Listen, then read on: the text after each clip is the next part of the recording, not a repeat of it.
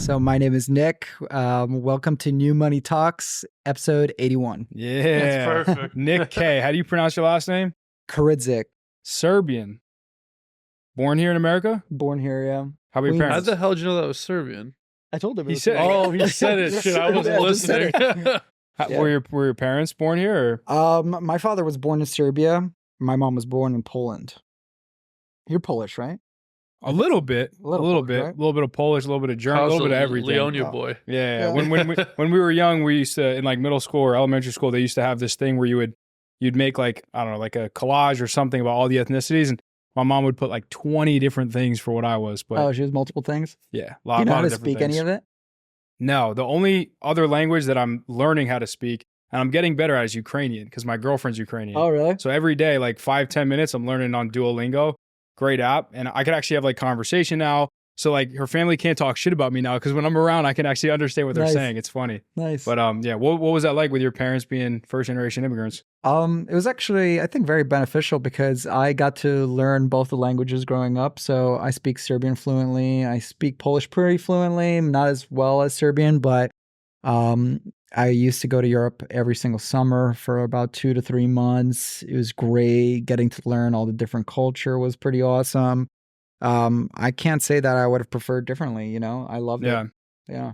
So I did a terrible job introducing you. So I'd love for you to kind of tell the audience and obviously us. I know we had a little like Yeah, you were- pre-conversation. You were explaining this whole shit to me. I was like, this is a whole new world. Yeah, it's a new world from e-commerce. So he doesn't you have don't- he you do doesn't do sales. drop shipping. He doesn't do dropshipping. doesn't You have do a some, D2C some brand. version of sales. Yeah. Right. That I'm trying to understand in right now. in the at-home like healthcare industry. It's very interesting because we don't have a lot of conversations outside of our world, but you realize there's a lot of ways to make money. There's a lot of ways that The make the podcast world is called spin. New Money Talks, and most people that come on here on in e-commerce because that's what just happens. Right. But Which I was like surprised when you guys like invited me. I was like, No, we've had a ton of people in different industries. Oh, yeah? Like, yeah, like we've had 80 episodes. I'd say like maybe 55 of them are in e-commerce, Yeah. and then the rest are just like Real random estate, stuff. Real estate, credit. credit, stuff like that. cool. But this one I think is the most kind of out of the. Right. out of the box. Yeah, we've never But had. honestly, there's a lot of healthcare money in related. this thing because I'm like doing the math. I'm doing the thing in my head. I'm like, what the fuck? I was like, Yeah. like no money's getting transferred, but money's getting transferred. You Right, just gotta, right, like you right. said, you gotta put point from person to point A to point B, So and then the so- government pays. So can you explain what you do as if you were explaining it to a A third sixth grader. grader? Oh, And, sixth and grade. also explain what like home aids are and Okay, nursing okay. homes, 'cause, like, I'll do my best to you were like, saying nursing, and I was saying home, and I was like, isn't this the same thing? I'm like, damn, it's not. right. Yeah. Okay. So, I work in home care. So, home care is where a patient, typically somebody who has high needs, needs care at home. So that would be like a home health aide. People think of them like nurses, but they're not nurses, but they are qualified to some extent to take care of patients at their home. I work in the home care industry, been doing that for about 8 years now. I'm 30 years old. So I got started about like 22, I would say, years old. And my job originally when I first got started was trying to get patients that I would get from either doctor's offices, hospitals, nursing homes, stuff like that, over to my agency to get home health care. I think that's the best way. So Yeah. for example, my day-to-day would be to go to these doctor's offices, see if they have any patients that need home care. And if they did, they would let me know. They would give me the patient's information, and then I would contact the patient, confirm that they needed home health care, and then I would set them up with my team to set them up to get home health care. And my agency provides the aid and helps them get enrolled for home health care. When you say agency, because people think agency, they think like, oh, like an ad agency. Okay, or just all right, like, right, right. Like, what does agency mean in a sense? So in this sense, our agency, it's the term is called LICSA, which stands for Licensed Home Care Service Agency. I'm pretty sure that's the words, The but acronym, yeah.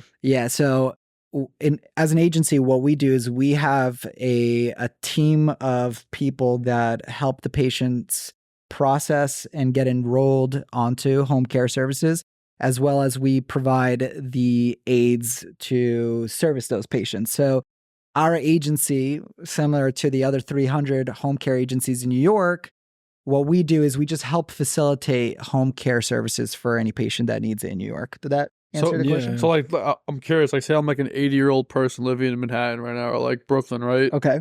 And like I just went to the doctor, and I'm like, the doctor's like, I think you need like a home care person, right? Okay. Is this what happens?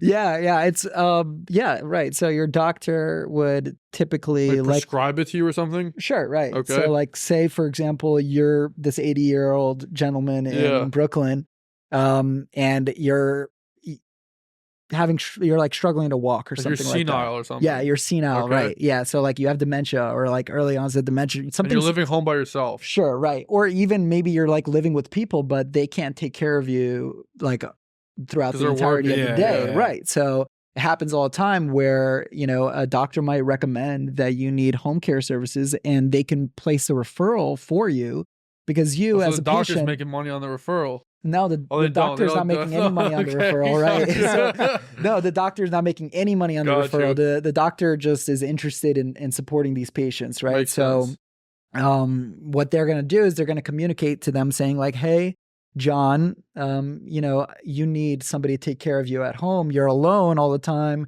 You fell 3 times last week. Like I know an agency that could help you. So agency just means company. Like I know Yeah. a company that can help you apply for home care. Right. Exactly. Okay. So then you'll do your rounds and you'll meet with this doctor, and the doctor will be like, here's a list. John's on the list. Sure. Right. And he'll be like, here's John's name, phone number, and like email. Like, Yeah. Go take care of him. Pretty so then much. you'll reach out saying, hey, ring, ring. Hey, is this John? Yeah, this is John. Yeah. We'll help you get set up. Like, with you want to everything. help me? We're going to help you get set up with home care. Yeah. Yeah. And he's like, okay. And then what do I have to do after that? That's it. That's really like the game, to be honest. So like the 80-year-old, like once he's like, I want to do home care. What do you do after that? That's it. I move on to the next patient. But like, do you send me somewhere? 'Cause, like you have a system Yeah. set up do to I take talk? care Do I of talk that. to somebody? Like, Yeah. what happens next? Right. So typically a home care marketer, right? That's the position that I Okay. got started as. What they would do is first they obviously have to confirm that the patient wants these services, and then they would connect them to their intake rep that is managing the processing of getting somebody onto Got the you. services. So I'm not gonna spend too much time on explaining like what the whole process But is just getting like home just like care. go on a website and all this type of stuff and fill it all out. Nothing like that even. Really? There's no paperwork really that needs to be filled out. There's no website that they have to go on that they have to guide them through. It's actually everything happens telephonically. So it's Like over the phone. over the phone. So really the steps are to getting somebody home care is they have to get enrolled into home care through their Medicaid. So first they have to get approved by the New York State, by the Department of Health, that they qualify for home care, meaning like just because you say you want home care, a nurse has to evaluate you and determine that you actually should get home care, meaning somebody from the state is going to come in, meet you and be like, oh shit, you can't walk. Yeah, like you need home care. I'm going to put that down. The state now recognizes John needs home care. And then after that, we have to enroll you into an insurance program that supports managed long-term care home care, which stands for MLTC. It's very complicated stuff, so we're not going to like go into too much into it. But basically, But pretty much your job is to like make sure that a person needs it, and then once they say yes, you connect them to like an onboarding team. exactly, Pretty much. Yeah. perfectly said. Yeah, there's a whole intake department that processes these patients. So if you're sending in thousands of patients that all confirm they want home care services, we have a department, an intake department that just manages that and make sure This is that only they get in New York this happens, or like every state in the course country? not. Every state has home care, right? Yeah. But every state has home care very differently. So like you know? Florida's probably a crap ton of home care. Yeah. Florida, I hear, is awesome for home care. I had a guy 2 years ago. He wanted me to open up a home care agency in Miami, and I didn't take the deal because I remember the investor that he connected me to. I knew I didn't know enough to actually make it Yeah, successful. Interesting. So I was like, I'm not gonna like waste this dude's money. Like I definitely don't need the liability to like Yeah. running an agency like that, you know? So the government pays for the home care services, right? Who pays you? The insurance. So the process goes is that Medicaid will pay the insurance, right? So like you guys know about like Fidelis, Mhm. you guys know about United Healthcare, Yeah, healthcare, yeah. you know about some of these big brand names, right? So they have a department or a program called Managed Long-Term Care, which is MLTC, Yep. right?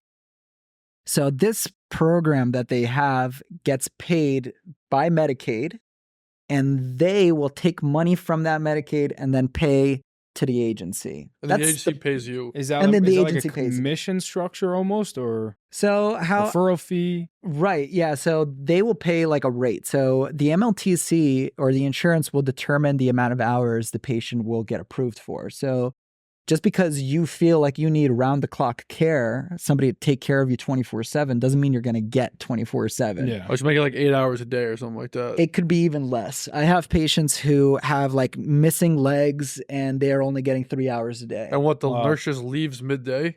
Literally, we'll just show up for 3 hours and then leave after. That's it. Wow. It's Yeah. weird. It's really weird.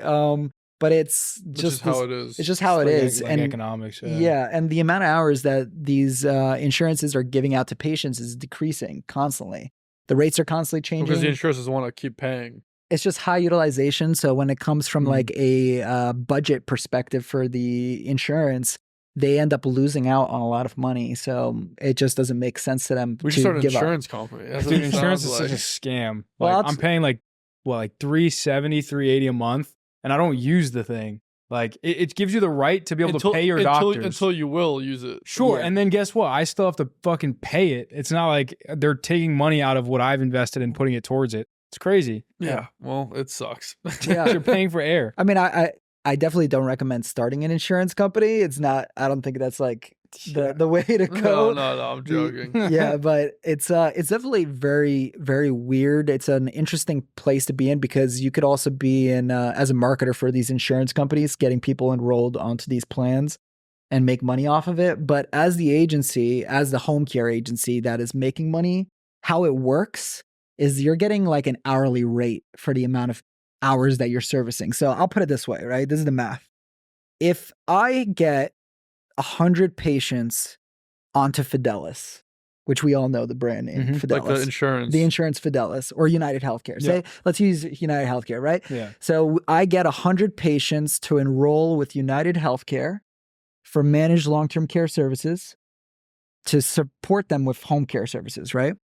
That means that MLTC United Healthcare is going to pay me per hour per patient for that I'm servicing. So if each one of these patients, if there's 100 patients and on average, each one of these patients are getting 5 hours a day of servicing, 7 days a week, that means I'm getting paid for every hour, 7 days a week. Who's getting paid? Wow. The agency. The agency. Yeah. Even though you're not actually like fulfilling the service. No. No, The it's- agency that's- is. The agency is fulfilling the service. It's like their employee that's doing it. So I'll give you another number to keep in mind here, right? So let's give an example like United Healthcare. I'm just throwing a random number here. It's not going to be totally accurate, Yeah. but United Healthcare will pay a home care agency, say $40 per serviced hour. Per And they'll patient. pay the person 25 or something. And we'll pay the aide maybe $22. So that's part of our overhead, right? And then obviously the office overhead with like the intake team, like however that's split up depending on what your agency size looks like and all that stuff. But the rest of that money, after paying the aide, the $21 or $22 an hour, that other $24 per hour per day, Yeah, per person. for Forever. Compounds. infinite amount of time. And this is like the amount of time that these patients get home care is for the rest of their lives, right? This is Yeah. long-term. It's called long-term home care, right? Yeah. There are different kinds of home care. There's short-term care, which is only lasts about a month. There's private pay, which is like people are paying out of their pocket to cover the services, and that doesn't last long either. Mhm. But long-term care, it means like for the The duration next, of your 10 years, life, pretty much 20 years. right? So you get a patient enrolled right now. So now you're starting to see like where the value is for a Yeah. marketer to bring in a patient. There's a chance that that patient will stick around with this agency for So, the next 20 in a years. sense, the agency is pretty much a big marketing company. Yeah. Yeah. And what their business model is focused on reoccurring income. It's residual income, So, right? Yeah. so making sure like that aide stays at that person's house. And that's where there's a staffing department that focuses on maintaining the aides that show up, or it's called getting a perm aide, getting a permanent aide who's going to end up, this is their shift. Got They, you. from 2 to 5, they're here every single day, Monday For to the Friday, next for 20 years. whatever. And if the aide quits or something happens, You have then another one we right there. replace it with somebody else, Damn. So ballpark range, let's say you have 10 new patients, however you look at it, on a monthly basis. Like what does that look like income wise for 10 new people in a given month? For a marketer. Sure. Okay, so What is up, New Money Talks fam? Just wanted to hop on here, give a quick shout out to our awesome sponsor, Printify. If you're looking for an easy way to start an e-commerce brand, print on demand is the way to go. It's efficient and a super practical way to build a quick, profitable business without having a whole bunch of technical experience and a lot of cost too. With Printify's on-demand services, you can sell just about any type of merchandise with your own custom designs with just a few clicks of a button. It's perfect for artists, influencers, small business owners, and honestly, anybody who just wants to start a business today, they can with Printify. Check out Printify.com today and start building your dream business risk-free. Now back to the podcast. Marketer, if they're bringing in, this is like this, like marketer means salesperson, right? Right. Like you'd be a just marketer. Right. So I have 5 marketers under me, right? So this is like, I'm going to say this because I know as part of incentivizing and creating like a vision for marketers, like I'm happy to say this kind of stuff. You're guaranteed a 6-figure salary by any home care agency in New York if you're bringing in 10 patients a month who get home care services. How hard is it to bring in 10 patients a month? Nowadays, it's kind of difficult. Really? Not gonna lie. During COVID times, I remember I didn't have to show up to one nursing home and I would bring in 25 a month, like no problem. But you're calling these people every day or no? I used to, right? And this is what every marketer should do, right? So part of like this podcast, by the way, if you're a home care like marketer, do not like follow my guides because you're not gonna like get to where I am. I probably, but I followed a very lazy route to getting where I am, I'm gonna be honest. And the system I created worked for me, but I can't say with confidence that I could duplicate it into too many places. I respect that. You know what I mean? Like I duplicated it to a second company, which was like, I was very lucky by doing that. And it only happened because of a relationship I cultivated across like 8 years, you know? But ultimately for a home care marketer, if you're bringing in 10 patients a month that need home care services, you're getting a 6-figure salary. And then there's a bonus plan to that. So there's a compensation structure that follows that. If you're bringing in 20 cases a month, you should be getting paid $200K a year. And that's just constantly plus you bring in 50, you should be making $500,000 a year. Actually, damn. But that's not like compounding, right? So if you bring in 10 people this month and nothing next month, you're not making $100,000 a year off those 10 Yeah, patients. you're screwed if you bring in 10 last month, but none this month. Yes. You are. You can, exactly. And you can get fired real quickly. So here's what I like about home care and what a lot of people probably dislike. There's a bit of volatility to it in the sense that if you're bringing in, say, like, for example, you guys gave the example, like 10 cases a month, and then the next month you brought 0. People talk about a hot seat. This is the hottest seat I've ever seen in my whole entire life. Meaning like you are literally going to get fired tomorrow. Like you need to come up with a goddamn great explanation as to why the number changed that much. Yeah. You know what I mean? And the process to getting somebody home care takes up to 2 to 3 months. That's the actual conversion time to getting somebody. So it should never actually look like that. The 10 to 0 should never actually happen. Right. Because you're constantly getting more cases. Right? You're constantly getting at it. And if you're in a good company and you have a good director, somebody's reviewing the amount of referrals you're bringing in on a daily, weekly basis. We have a standard. It's like 30% to 40% of your cases that you bring in are actually going to turn into something. Like qualified leads. Oh, so, for you to get 10, you have to actually bring in 40. Right. Exactly. Oh, I see. Exactly. You're going to have to focus on bringing in at least 1 referral, 2 referrals a day, something like that. And some people have like a higher conversion rate. I have a friend of mine whose conversion rate is like 85%. So just everyone he brings in is everybody, solid. But at the same time, he's his own intake. He's his own assistant. Oh, he really? manages he handholds the whole process. Wow. And that's great for him. He's doing well. He's doing 6 figures, but he's never going to do more than me because he does not have his time. Yeah. You know, I have all my time. I don't meet any of my patients. I don't talk to any of my patients. I literally don't call anybody. Someone else does, yeah. Somebody does all of it. You know? And how long did it take to get it to that point? It took me 3 years to build a relationship with my boss long enough where He let you do this. she trusted me. Sexist. Sorry. We all assume it's he, but dude, if you met her, she's She's a a baller. beast, man. Yeah, yeah. She's a short beast, man. Beast. Short Jewish beast. She's like scary, man. She'll scare like any like businessman I've ever met, you know? But anyways, it took me about like 2 to 3 years where her and I built enough of a relationship where she felt that she could trust me to do something like this. Yeah. And it was a really big deal at the time because I came into home care marketing to small offices like doctors' offices, which didn't require you to have like a real acumen for healthcare. You didn't have to really know too much about healthcare. You didn't have to know too much about how the process works.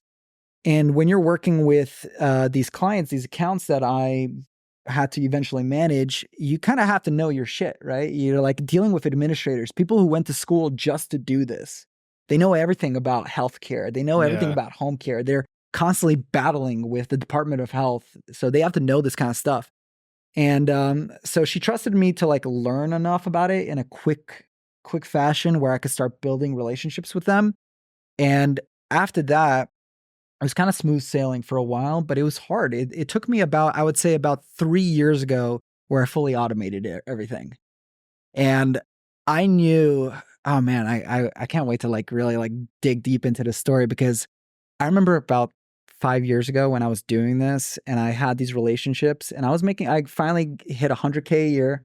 I remember when she called me, I was on my way to Maine and I remember like calling my mom saying, Mom, I hit like 6 figures, you know, like my boss called my mom saying like, hey, I just want to let you know, like your son is making 100K a year. And this was like about 5-6 years ago. And I remember when that happened, I was like, okay, well, what now? Like, what's next? Like, how do I hit more? Mm-hmm. And it just got harder and harder. The industry was changing aggressively. Being in the position I was, which I was like managing relationships with these owners of facilities, it didn't give me much time to try to acquire new accounts or do anything more than just manage the relationship. Yeah. It was kind of difficult. The market was changing. There was so much more competition going on. This was also around the beginning of like COVID too. Exactly. Like, how did that impact what you do? So, right, COVID happened. Healthcare took a huge hit because nobody can go into hospitals anymore. Nobody can go into nursing homes anymore. So you did home care. And I was doing home care. Was home care good or not good during that time? It was terrible, right? Because no one can go in your home, right? Right. No one wanted to go in the homes and all this Nobody stuff. was allowing anybody into their That's homes. fair. It was like tough. Like everybody was confused. A lot of people were getting let go. It was really stressful. And I was really worried because I just moved in with my now wife into our first apartment together. I thought we were going to do fine. COVID happened. And I was like, how am I going to provide results if I can't show up to these nursing homes? Yeah. And dude, like, I remember when it like hit me how I was going to like come up with like patients that need services. I started hitting up the insurances and I started calling them for patients, for referrals. And weirdly enough, they had like lists of patients that needed services. Really? And patients who needed services and didn't need to go through the whole intake setup. They were already ready to go. They just didn't have an assigned agency. And they just the insurance company just doesn't want to like do that process themselves. No, they're just like, here you go. So they just don't. Oh, go straight to the fucking source. Yeah, and so they just started hitting me up, and I would be home, and I remember we had 10 marketers there.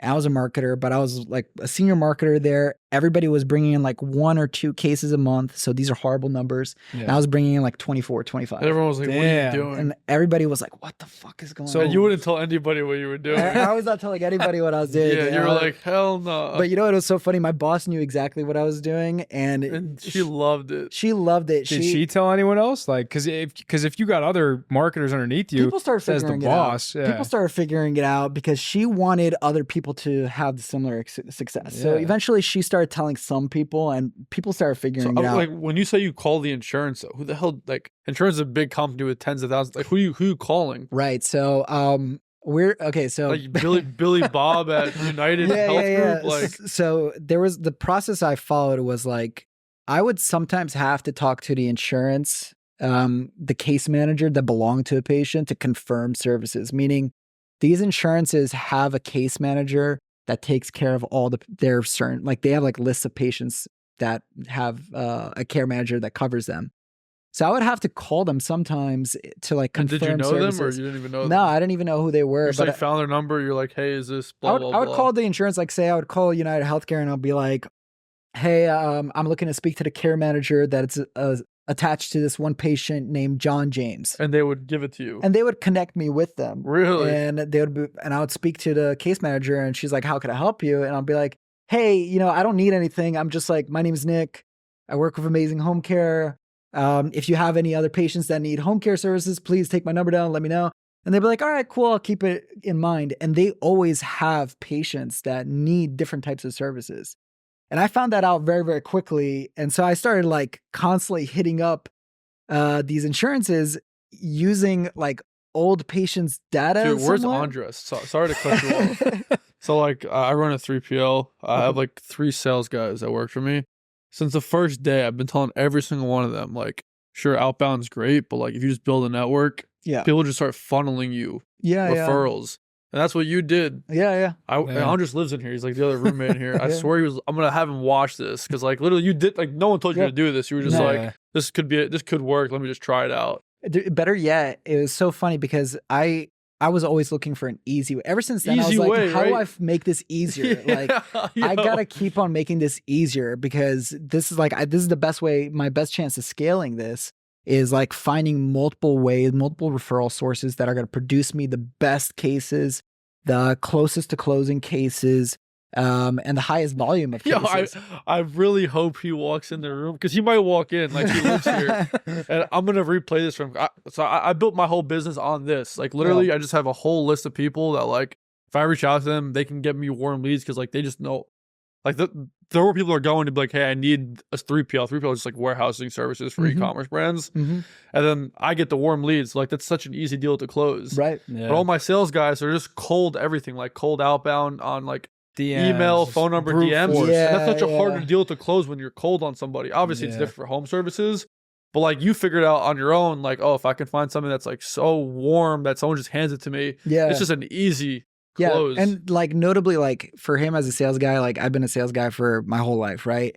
And I've built sales teams. I built a lot of them, and I know that like finding those networking opportunities are hard to come across. Of course there is, but if you want it, you can get it. But the key is, I will say, and I remember, I forgot where I found this, but I heard this, and I was like, this is so true. It's like getting good at identifying opportunities when they exist and knowing when to strike on them. You know what I mean? Like I remember seeing the opportunity and like I did not rest. Like being a very lazy person, I probably would have like sat on it and waited. But I remember when I saw the opportunity, I was like, I literally couldn't sleep. And it happens rarely for me, but when it happens, like there's no holding me back. I'm gonna attack it. And if I smell a little bit of success from it, I'm gonna try to squeeze the hell out of that lemon. Yeah, that makes sense. Yeah. And that brought me into so many other opportunities. I was like, okay, this works.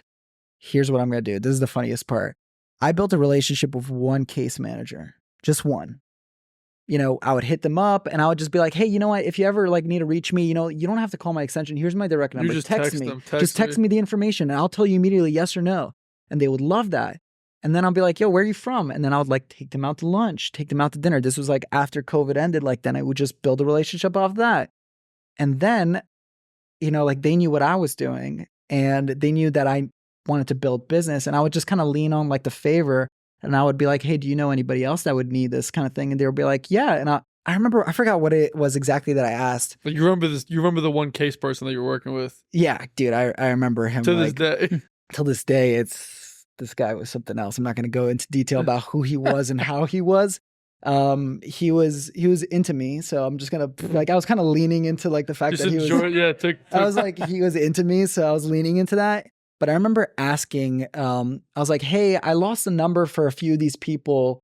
I was like making up something and I don't know where this came from, but he sent me the full directory of the company and it came out to like 450 plus so you're going in. case managers. Oh shit. So this is where I learned about email campaigns.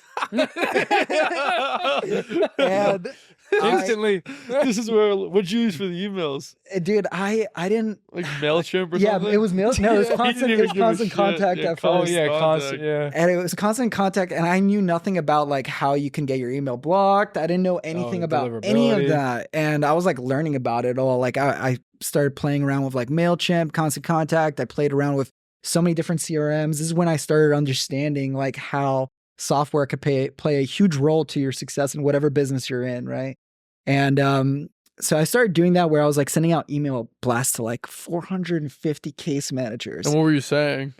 Hey, Nobody Talks fam, just want to give a quick shout out to our sponsors over at portlist.com. If you are tired of waiting months for inventory restocking, low quality packaging, or high markups with other solutions, you have to give Portlist a try. Portlist has 6-day shipping directly from China to over 55 countries, helps you save money and boost cash flow by cutting unnecessary upcharges and fees. And they provide local tracking carriers like USPS and Canada Post, which means no more non-branded Chinese letter packaging that creates distrust with you and your customers. So if you want to break through these logistic barriers, go Portlist today and save money, increase your customer satisfaction, and reduce the headaches that you're probably currently experiencing with your 3PL shipping partner or sourcing agent. If you want to check out Portlist, you can get 20% off your pick and pack fees for the first 3 months by visiting the link in the description of this video. Now let's get back into the podcast. I forgot what it was like something simple because like ChatGPT was not around and I was not like sending, it was like I remember keeping it simple was always the best advice that I got. So I was just like sending out like a sentence like, hey, my name's Nick. If you ever need home care services, you know, here's my direct line. You could text me, you could call me. It was like something as simple as that. And I got people responding, not a lot. From 450 that I kept on blowing up, I got like 10. Whatever. 10's better than none. I was like, fine. I decided I'm going to just cold call these people. I was like, I'm going to spend all my time just calling these people nonstop. And I got a lot of success from that. I got like 45 people from that. I built a giant list of people who all knew who I was, and they were always referring me cases. And I never had to go to a nursing home. I never had to go to a hospital. I was doing this from Dude, home I wish chilling. Andres walks in right now because like you're literally doing what I told him to do, but like not in a different industry. Right? It's like you don't do any outbound. No. It just comes to you. No, and it was just coming to me. And I mean, because of the nature of what, like my clients, they were considered referring organizations. They had things to constantly feed me. So for your guy, Andre, if he has something like Trust me, there's something just like that in our industry. Really? Yeah. My God, yeah. So he needs to like hop on Yeah, that. yeah. I'm gonna have him immediately. talk to you. He needs to hop on that immediately. In our because- world too, like 450 leads is like not that much, but in your world, each lead is worth like Oh, so 50 much. leads. dude, it's crazy. It's absolutely crazy. And specifically right now in the position I'm in, that insurance relationship, those case managers, they don't exist anymore. Oh, they don't exist. Dude, Why not? they dried out like a well. Like Really? it was so weird to see how it happened because eventually everybody caught on. This was a thing that somehow spread like wildfire. And I like to say like I started that, but like I'm pretty sure somebody else figured that out too. Yeah. And there's 300 agencies in New York, so 100% people figured it out. Eventually, these insurance companies decided to cut off the way to communicate between the case manager and the agency to prevent this kind of soliciting This to exact happen. thing, yeah. Yeah. Probably also because I was blowing up their emails and blowing up their phones. Yeah. When they were probably busy trying to talk to patients, I'm like soliciting the hell out of them, you know? Yeah. So the well dried out completely from that. Actually, from over 70 plus relationships, I only have like 2 left. Wow. So like what? They just like, hey, I can't talk to you anymore. Literally, they're like, we can't send it out. They actually created a system where they broadcast these cases now. So they have like a platform where they're connecting the agencies to these platforms. So agencies now have to be quick to grab the cases from a website rather than calling them and Oh, I saying, see. hey. So there's no real system in Gotcha. place for it now. I'm sure there was a lot going on where they would speak to an insurance agent like that. Like for example, an agency would speak to a connect to the insurance company and there'd be like some under the table deals going on, you know, Yeah. commission here, like Yeah. sliding a little bit there, dinners, you know. So, like, Dinners, yeah. lunches, Dunkin' Donuts. No, that was happening. And like the dinners and the lunches are fine, right? Yeah. Like, that's all good. There's no harm in that. But when you're but- sending like money or something like that. And that's actually, actually like the biggest issue right now with home care is like to get involved, you have to be prepared that the people you're trying to work with are getting money under the table from another agency potentially. Right. And it's extremely illegal, right? Yeah. You cannot do that. You could lose your license for that. You can get fired for it, right? Some people still do it because it works for them, and if you're getting 6 figures from doing this, I mean, you're probably that's like the easy way out. I've never pulled out money like that for anybody. I've taken out people to nice dinners. Yeah. I bought them nice stuff. That's the way to do it. Yeah. I bought them nice stuff. I've done all that. That's all good. That's all dandy. But like when you start pulling out like, hey, like I'll give you $50 per lead. Like, dude, that's sketchy that's stuff. No. Yeah, big no. So when that dried out, where do you move to in a sense? Yeah, so from there, you have to end up going back into the community. So that's where it's tough, right? I was lucky enough where my only role was to maintain a relationship with pre-existing big clients to the company. So I just had to go back to focusing on that, but that wasn't producing much. And I didn't really know the reason why. It was a lot of facilities, but I was not able to hit a 10 a month or something like that. I was always struggling for it. Yeah. And I was like, you know what, something's not making sense. Let me like try to investigate a little bit more. And I decided that I need to find out if my nursing homes, if the social workers in these nursing homes are referring to other agencies. If maybe I'm not their actual, like we have a deal, right? Like me and the nursing homes have a deal. It's like you send me every single patient you have and I'll provide you the best service that you can have. That's the deal, right? They're contracted to work with only me, meaning the administrator and me and I have a deal that we work only together. But their social workers might send elsewhere. Oh, I see. Because I can't stop a marketer from Joe Schmo agency showing up in the door and saying, hey, here's some Dunkin'. You know what I mean? Like, send me a case. Maybe give me one. What's a social worker? What does that mean? The social worker is every nursing home, every facility has a group of social workers or a social worker department. These are people inside of these. I like to treat them kind of like therapists, but they're more like your caseworker. They help you deal with whatever situation you're in when it comes to your position in the facility. So social workers will refer the patient for whatever needs they may have. If they need medical equipment, they'll refer them to somebody. They're the main referees. They're the people who are referring these patients out. And they are not bound to anything. You know what I mean? Whatever they can do whatever they feel like doing that day. They can do whatever they feel like, no matter what their boss tells them. And that's kind of like a bit of an issue that happens. And I was starting to, point out like maybe these social workers are sending elsewhere, even though they're supposed to be only sending to me. So I sat down with all the administrators and I asked to find a way to determine how this is possible. And the only way we could figure it out is if I gained access to their system and go through every single patient that leaves the facility and ask them, hey, do you need home care services? If they say, I already have home care services, I asked them, where did you get it?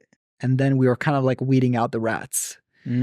And it was a long process, man. It was like a lot of snitching. It was a lot of like weird stuff, but like I needed to generate success for my company, you know what I mean? And I needed to generate success for that nursing home as well. I needed to make sure that they were getting all the care that they could potentially get. And you've been doing this for 8 years. 8 years, yeah. And it would have taken way too long to sit down with each social worker and try to convince them why you would be the best person for them to send. It was never going to work. Right. I tried it. I tried it for like 2 years, trying to like maybe build a great relationship with them, do whatever I can. And there were some people that you just can't build a good relationship with. They just don't like you. Whatever reason may be, you know what I mean? Like 5 of them would love me and that one person didn't love that all 5 of them loved me. Like it would have been for anything. So I was like, this is not going to work out. Like I'm not going to maintain this by maintaining a relationship with 5 social workers plus 50 times 50 nursing homes. It's just not going to work out. Yeah. So I was like, all right, let me take a next step. Let me create a system where I have access to every single patient that leaves all of these facilities. I make a deal with all the administrators. They give me access to all of this. And I'm like, all right, now I got to start calling all these patients. I'm calling all these patients and I'm calling like hundreds of patients on a daily basis. I'm like, this is not scalable either. Yeah. I'm constantly like looking for a way to get out of this while staying in this. I'm a lazy dude by nature. You know what I mean? Like I'm Laziness sparks creativity. It's not just that, right? It's like, yeah, actually that's the perfect way to put it. Bill Gates was saying like, I would rather hire a lazy person because a lazy person will find out a way to like make a hard job easy. Yeah, exactly. They'll find a solution to it in a more efficient way. So my whole deal was like, I'm going to find a way to make this work where I'm not involved or I'm involved as little as possible. So first step is I need to have somebody who's calling these patients and confirming these services. So that's where I got introduced to virtual assistants. Knew nothing about it. I found the company was paying like, I forgot how much it was. What country are they in? Philippines. Yeah. Speak English? Speak English. I didn't know what I was getting myself into. I'm going to be honest with you. They're the best. Dude, I have 7. I love They're it. The best. It's like the best thing ever. Like it's great. So I hired one person. I was like, all right, I'm going to train this girl who has a bit of a thick accent, like to say this script. So I created a script. Was kind of working. And I was like, all right. So the old people would be like, they'd listen to the Filipino person on the phone? Yeah, Really? Yeah. It's like, because typically we would not just call the patient, we would call maybe the family member because there would be the emergency contact that are like handling all of this. So they would call like the sister or the daughter or the mother or whoever of the patient. And the Filipino would just do all this and just kind of create a funnel of patients who needed services. So I was like, perfect. I handled one issue. I'm getting hundreds of cases on a weekly basis. I have somebody who's just spending all day just calling these patients. Like filtering them out. And filtering them out. Obviously, I had to like determine, are they really filtering out as best as possible? Mm-hmm. So I had to like get dial pad and like start reviewing their calls and, recording their calls, making sure that they sound good, finding people who sound better, putting better people on the seat, and then that was good. But then there was an issue where we're getting hundreds of cases, but the conversion rate was so freaking low. Conversion rate was like 5% when it should be like 30%. Yeah. So we're getting over like 300 cases a month, and then we're only converting them into like 4 or 5 cases a month, which is a terrible number. So then I was like, all right, now I have to take us to the next step. I have to now create an intake team that is completely built off of VAs as well. Mm-hmm. So I started doing that, hiring VAs to do the intake process. Training them to do the intake process was hard. Basically, it went years of just like constantly beating down on like a process that's going to work. John's fucking laughing. I'm sorry. The emotion kills me. Why? I'm sorry. This kills me. Man. Sorry to cut you off. Back into it. So first of all, I love virtual assistants because a lot of people, they think that it's like low skilled labor, which it kind of is, but there's people who have like degrees and that have really good positions in other countries where the salaries are $2 an hour. So paying them $5 an hour, and they're more than capable and harder working than any like US resident. So, but you said training them up was difficult. What about that was difficult? You know what? There's an expectation, I think, with like virtual assistants that a lot of people who are brand new, when they come in, you're looking at it like, I'm paying this person very little, and you don't realize that that's a lot for them. Yeah. That $4 an hour is a lot for them. Yeah. And that was like a bit of a culture shock to me. And I didn't want to feel like I was abusing them. And there was like a bit of like a learning curve for me with that, because you would assign them to tasks, and then like you start to realize like, wait, I got to kind of explain what this is. And then you have to get them to understand the mindset of the task too, right? If I tell you like, do X, Y, Z, and then you kind of want them to know why you're doing it too. So it was really cool because it put me in a position to understand operations a lot. Yep. Which was in part like why I was able to get to where I am, is because I realize to build a team, you really have to take the time to really explain to the best of your ability at a 3rd grade level where they know why they're doing what they're doing. And with my first person, they were just a sales rep essentially, right? They were just filtering leads. They were just making calls all day long. And it just helped me adjust the script over and over again. Once I got into a place where it's no longer a salesperson role, I needed an intake rep, somebody who's now processing the cases. That became a little bit more complicated. Because the steps to getting home care It's long. It could take 2 months. The follow-up is tedious. There's like 4 assessments that you have to put somebody on. You have to communicate with multiple different departments to make sure that everything is falling in line. It's not easy. And you're dealing with hundreds of patients at the same time. And you're doing follow-ups. It's like, it's complicated. So how do the old people even deal with this too? It's like, I feel like if I'm an older person, I don't want to hop on the phone like 30 times. So part of the service, right, for the home care agency that offers to these old people, that's the concierge work, right? Oh, I see. Like, you want home care, we'll take care of it all. We just need you to answer your phone here and there. That's it. Yeah. Like maybe twice. We need you to answer your phone. Please answer the phone just answer the phone, right? Luckily, majority of the time we're dealing with the family members, so they're more good about it. Yeah. You have to think about it. Old people don't really want somebody taking care of them at home. Yeah, that's true. It's really like the family members that kind of push that kind of deal to happen. Yeah, that's fair. So they're more motivated to get somebody home care services. And they know it's complicated. So like you coming in saying, hey, it's so simple. We'll take care of it too. Yeah. They're like, yeah, great. That's awesome. That's all we want. Yeah. You know what I mean? Got you. But going back to what we were saying about training them, I think, and probably same thing for like e-commerce. I'm not really too sure, like, what you guys may have your VAs doing, maybe like sourcing or whatever the case may be. Yeah, customer support, advertising, video editing, a little bit of everything. Yeah. Right. It's like you kind of like have to teach them the mindset and like why you're doing this. And like, I remember training one VA for customer support. Like here are like a list of questions that you might come across. If you have a question that's outside of this, just message me on Slack and I'll give you the answer and you just add that to your list, and that's kind of like how I built it, just trial and error. Yeah. So going back, you said as a marketer, your biggest set of months, you were bringing in maybe like 25 people a month. Yeah. So math wise, that'd be like what, like $250,000 a year in projected income. So, right. That's how much I should get paid. Right.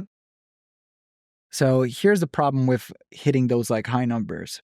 You want to get $250,000 a year, you got to bring 25 start of cares. It's called start of cares a month, 25 cases enrolled a month, but you got to bring it consistently for a whole quarter.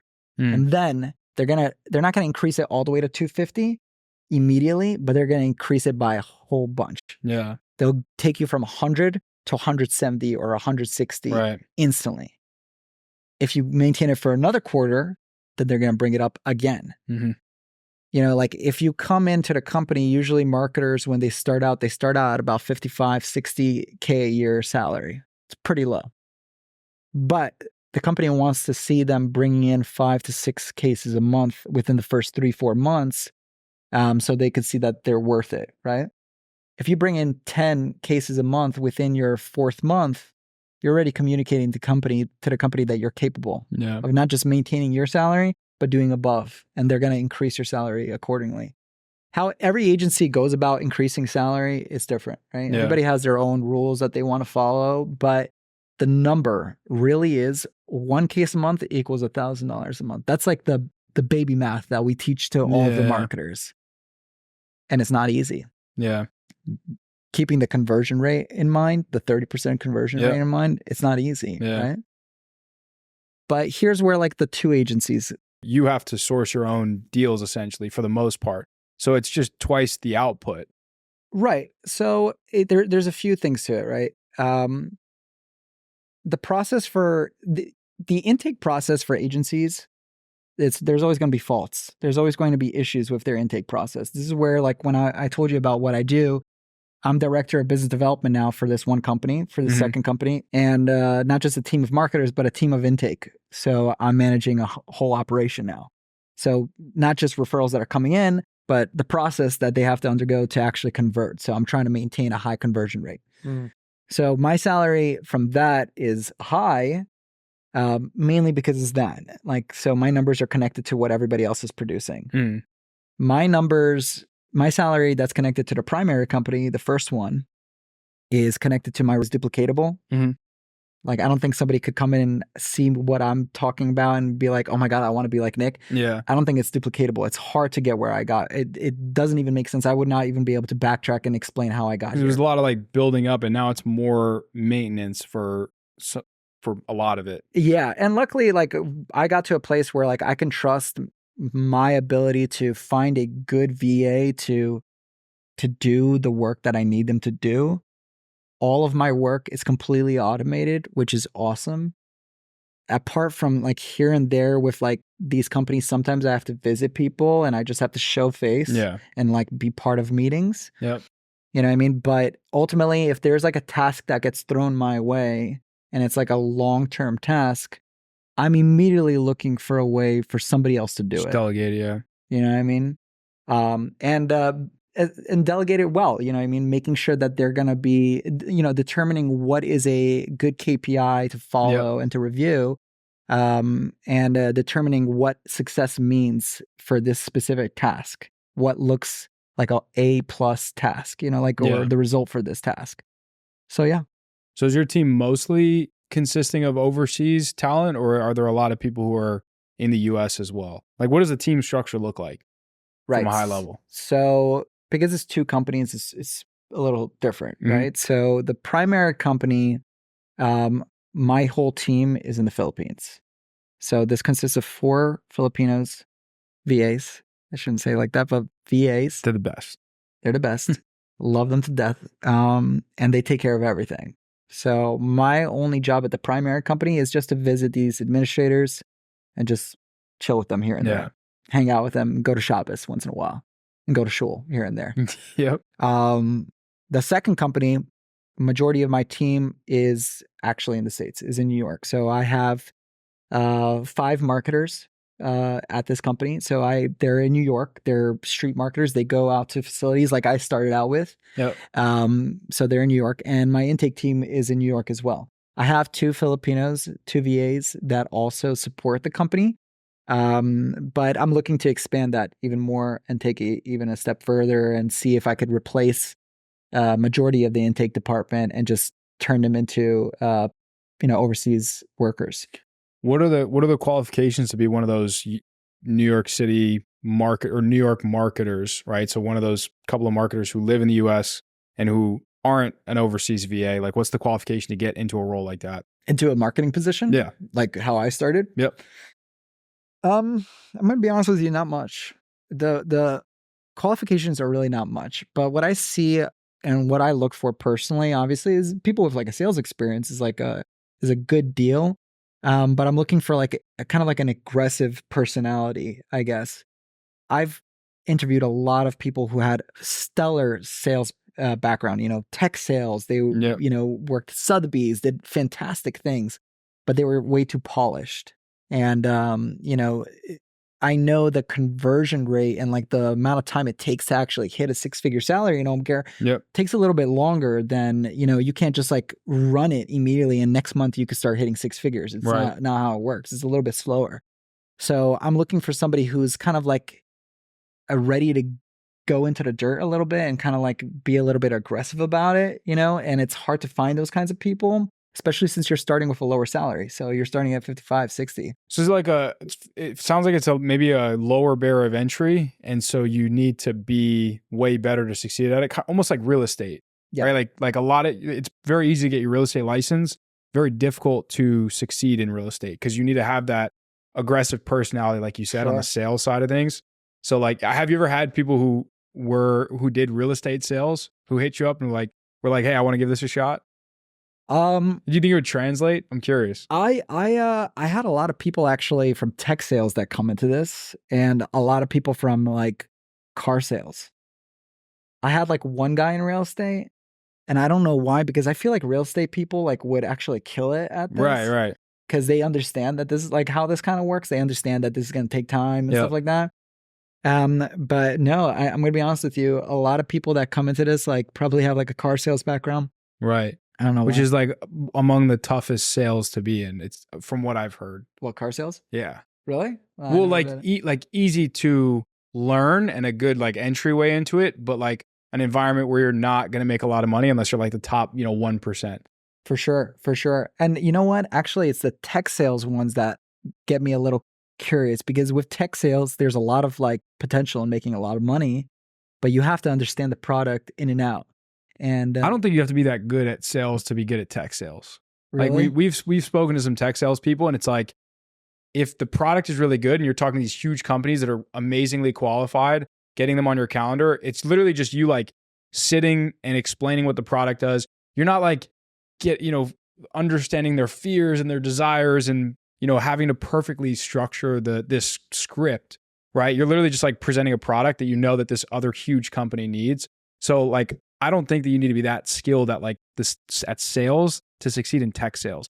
Like that's a more polished role. Yeah. Sounds like someone who wouldn't succeed in what you guys do. So interesting opinion, Mm-hmm. because so across these like last 8 years where I've created a life of working like 2 days a week and making multiple six figures, I was always looking for more opportunities. So I got into tech sales.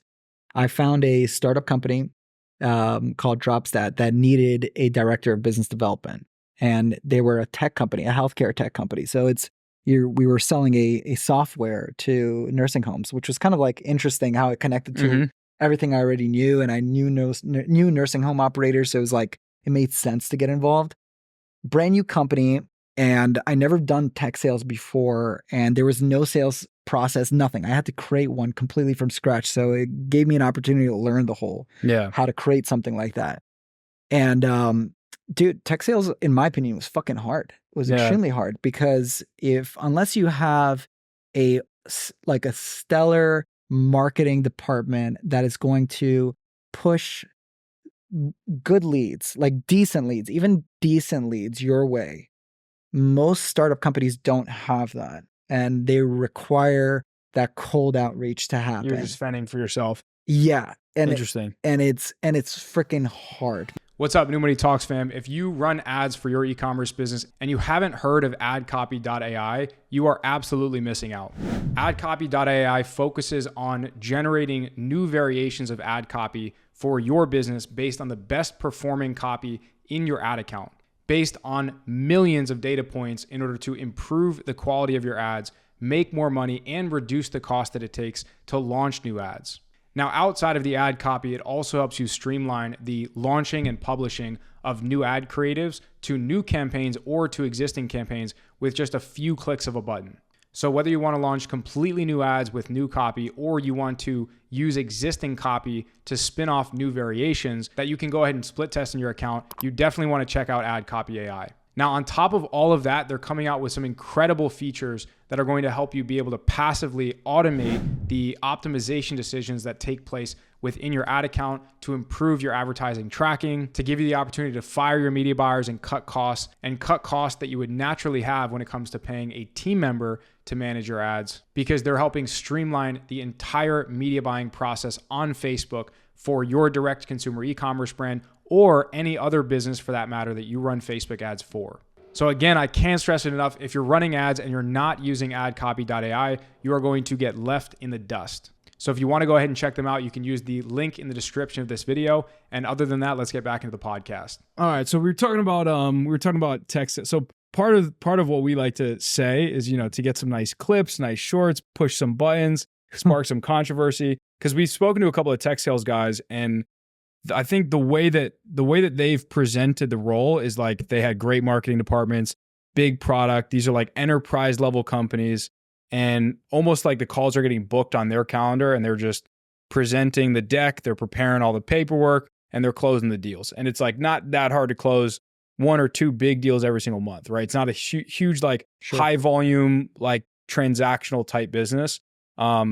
Sounds like what you're doing might have been in a more difficult space. You didn't get good leads, so you kind of had to fend for yourself and like build what you had in your lead list and stuff like that from the ground up, right?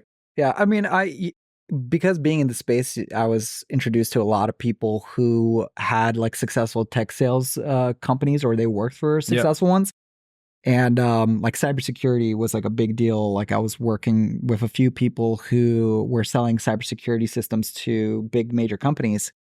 And everyone has always told me that they had to have such an in-depth knowledge of that industry that they're selling in, or in-depth knowledge of their product, which was something that I experienced even with what I was selling. Was I had to understand the full plan of what I'm selling to them, the software or the solution I was selling to them, Yep. which was so different with, like, for example, in real estate, you want a house? Got you. You know, here's what kind of house? Got you. You know what I mean? Like, yeah, you got to know stuff about like regulations Learn the and stuff lingo. like that. But like, you're selling a house. Car, you need a car. You like fast cars? Got you. You know what I mean? Home care, you want somebody to take care of you? Got you. You know what I mean?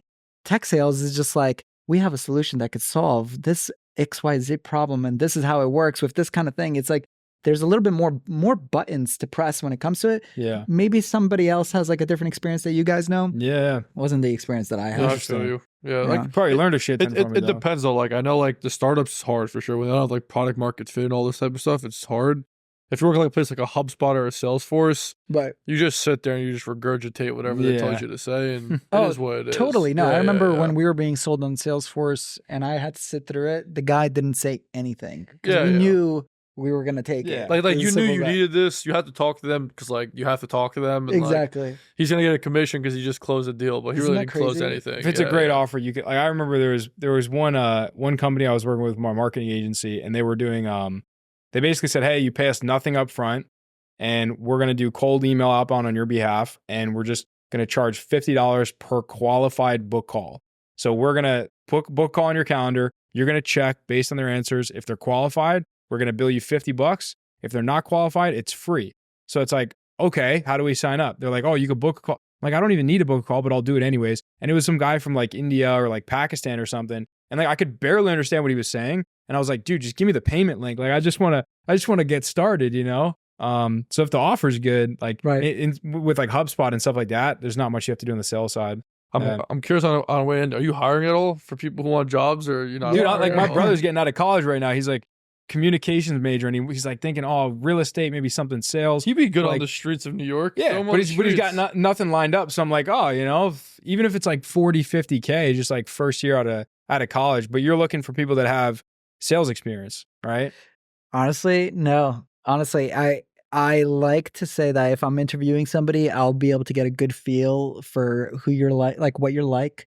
Yeah. I've interviewed people who are fantastic salespeople, hired them, and they were terrible. You know what I Right. mean? Like, it's really, I don't know what actually works. Like, I'm looking for somebody that is similar to me to some degree, Yeah. and that's probably gonna. Well, he's give definitely me- lazy. I'll give you that.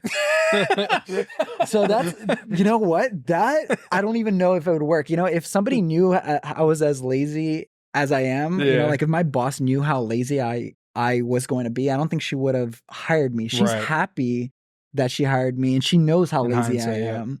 But she knows I will also produce Get the job done. Yeah. amazing results for Yeah. her doing very, very little. Yeah. That's what she's like so impressed by. Oh, it's Yeah, like for that's sure. it's kind of sounds a lot like my brother. Like I think Brendan should try he'll it. do just well enough in school and, you know, cut enough corners to like get the job done. You know, he's an athlete, so he's got that good Yeah. that good work ethic. Right. But yeah, maybe I'll intro you too. Yeah, 100%. Yeah. If he's willing to drive around New York, man, 100%, man. Yeah. 100%. Well, beats Uber Eats Yeah, or DoorDash. and the company reimburses the gas and the tolls. Well, there know? you go. yeah. That's a plus right there. There you go, Yeah, his man. girlfriend works in the city. Yeah. You don't want people hitting you up from this podcast, do you? I mean, they could. That's what I'm gonna I'm- say. Tell them where they totally- can find you and stuff. I don't know if you want hey, that. hey, my Instagram is Nick_KDZC. If you're interested, you know, let me know. I'm down. I'm down to interview, bro. I'm always Would you down. recommend people getting into your industry? I'll tell you what. Get into medical equipment. It's the next thing in terms of like sales that's going to work if you're in New York. I don't know about everywhere else, but I know for a fact in New York, it's like there's so much money to be made in it. And I'm looking to find myself into it. I have a few buddies of mine who are in it, and they're trying to get me involved because it's the same exact client. It's nursing Yeah. homes, doctors, hospitals, same exact client, the same way it's being covered. Yeah. The insurance is paying for everything. So nobody's Wow. paying out of their pocket for it. Everybody needs it. And when they're leaving hospitals and these nursing homes, they need it. And the reason why I say get into it is the competition's so freaking low. It's so Yeah. low. It's not saturated. Home care is saturated as hell. Don't get involved in it. You know, if you want to work for me, great. I'll try to help you out, you Yeah. know, and help you make 6 figures in it. But I don't think what I do is duplicatable. Sounds like with the medical equipment sales, would be like an extension of what you're already doing. So like you already have the systems, the teams, and all that stuff. Now it's just a Right. different like product, almost different service. My biggest problem right now is like I'm just like looking. It's actually in part like why I hit you up was like I am looking to get back into like doing work again, like doing stuff. You Like getting bored? I need more. I need to like start expanding a little bit more. And I'm doing things like I have like a company that I started where I'm like helping place VAs for people, which is and I actually been doing pretty It's like well with great it. business. It happened naturally. Like I have no Yeah. ads for it. Just like people are just hitting me up for it. And I'm just like looking to get involved in other projects that could be successful, you know? Yeah. And it's annoying. I wish I got involved in e-commerce, but like I said, Yeah, I'm sure there's a lot of e-commerce guys now that say, "Oh, I wish I got involved in medical sales." Right, you know, right, like, right. but the grass is always greener. Yeah. Yeah. Cool, man. I think this was fun. And Yeah. we'll put your Instagram in the bio in case anyone does hit you up.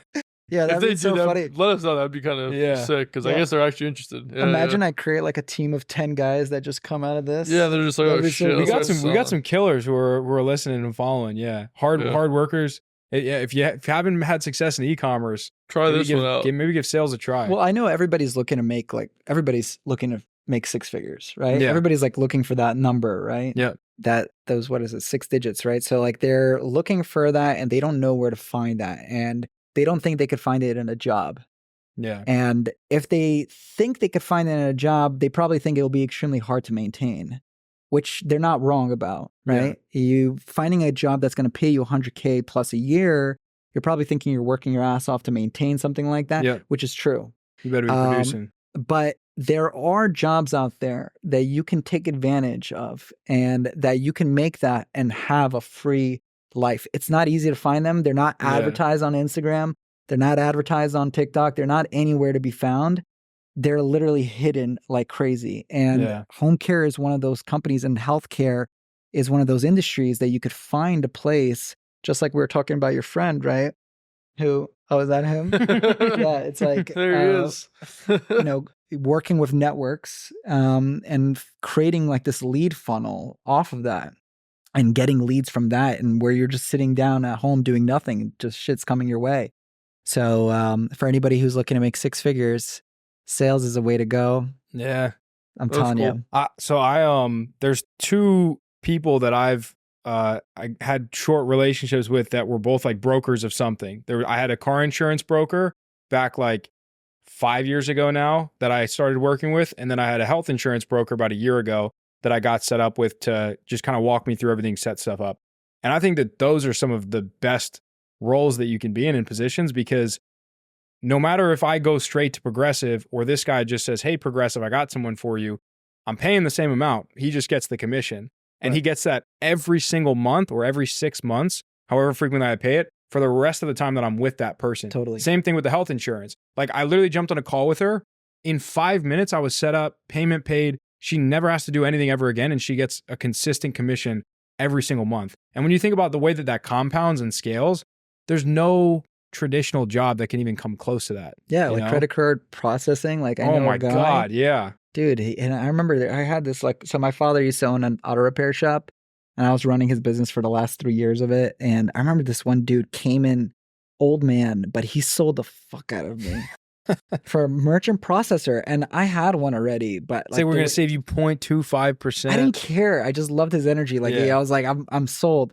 And I knew like we were processing probably like $1 million plus in revenue, like just through credit card machine. So like if he got like, I don't know what percent he was getting, but if he got anything, 1%, 10 grand. Dude, that's killer. And I knew he had more clients. The way he was talking, the guy was confident, he had more clients. That's easy money. Yeah, you get 10 auto shops like that, you make 100 grand a year and you don't do anything. Right. Yeah, that's what you got to look out for. Find like creative things, Yeah. No. Sick. This is pretty good. I'm tired or hungry. Yeah. No, this is a good one. It's good getting different perspectives on different businesses and stuff. For sure. I was like concerned. I was like, oh, I'm not an e-com. I wonder if they're going to ask me about that. I was like, definitely some new money conversations. Yeah. For us though, make sure you like, comment, subscribe. Yeah. We're always growing. Go on Instagram, DM us. Yeah. DM him. I'm very curious if someone DMs me. I think that'd be sick. Yeah. I'm always looking for motivated people. No, exactly. People Yeah. who are like me that were just like looking for something. Yeah, Yeah. 100%. Shout out to our sponsors on this one too. Yep. Don't look at me. You saw them on the video. They're somewhere. Sound good. Thanks for coming out, dude. Yeah. Thank Thank you. you for Thank you, coming on. guys. We'll I see you in the appreciate next You guys on the episode. one. Appreciate it, Thanks. guys.